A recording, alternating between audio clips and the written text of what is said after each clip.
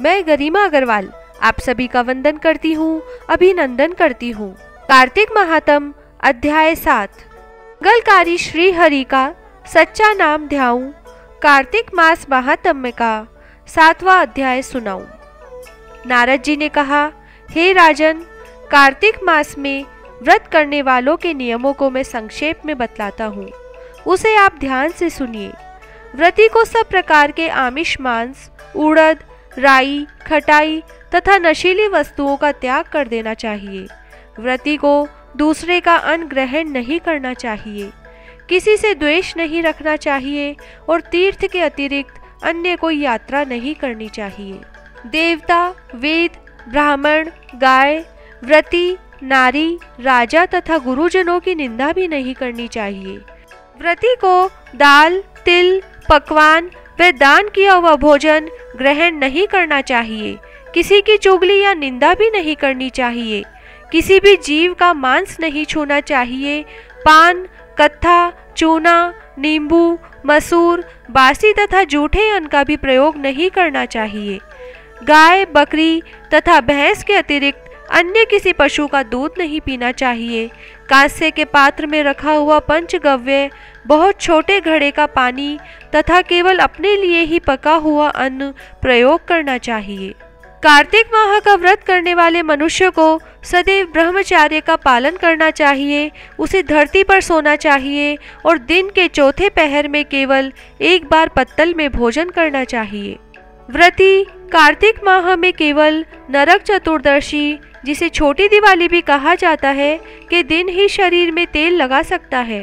कार्तिक माह में व्रत करने वाले मनुष्य को सिंघाड़ा, प्याज, मट्ठा, गाजर, मूली, काशीफल, लौकी, तरबूज इन वस्तुओं का प्रयोग बिल्कुल नहीं करना चाहिए। रजस्वला, चांडाल, पापी, मलेच्छ, पतित, व्रतहीन, ब्राह्मण द्रोही और नास्तिकों से बातचीत नहीं करनी चाहिए।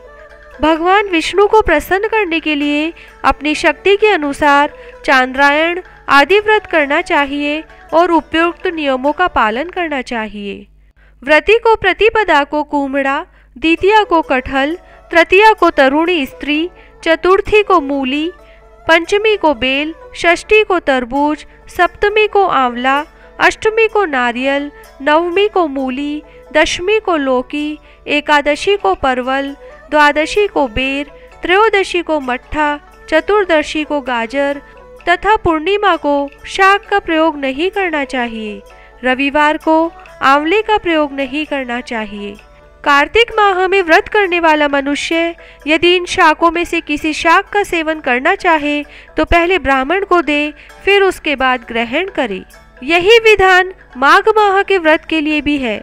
देवोत्थानीय एकादशी में पहले कही गई विधि के अनुसार नृत्य, जागरण, गायन, वादन आदि करना चाहिए।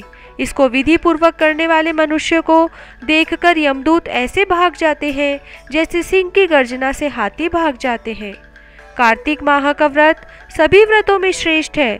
इसके अतिरिक्त जितने भी व्रत यज्ञ हैं वह 1000 की संख्या में भी किए जाने पर भी इसकी तुलना नहीं कर सकते, क्योंकि यज्ञ करने वाले मनुष्य को सीधा वैकुंठ की प्राप्ति होती है। जिस प्रकार राजा की रक्षा उसके अंग रक्षक करते हैं, उसी प्रकार कार्तिक माह का व्रत करने वाले की रक्षा भगवान विष्णु की आज्ञा से इंद्रादि देवता करते हैं। व्रती मनुष्य जहाँ कहीं भी रहता है वहीं उसकी पूजा होती है, उसका यश फैलता है। उसके निवास स्थान पर भूत, पिशाच आदि कोई भी नहीं रह पाते। विधि पूर्वक कार्तिक माह का व्रत करने वाले मनुष्यों के पुण्यों का वर्णन करने में ब्रह्मा जी भी असमर्थ हैं। यह व्रत सभी पापों को नष्ट करने वाला, पुत्र पौत्र प्रदान करने वाला और धन धान्य की वृद्धि करने वाला है। 7वां अध्याय समाप्त।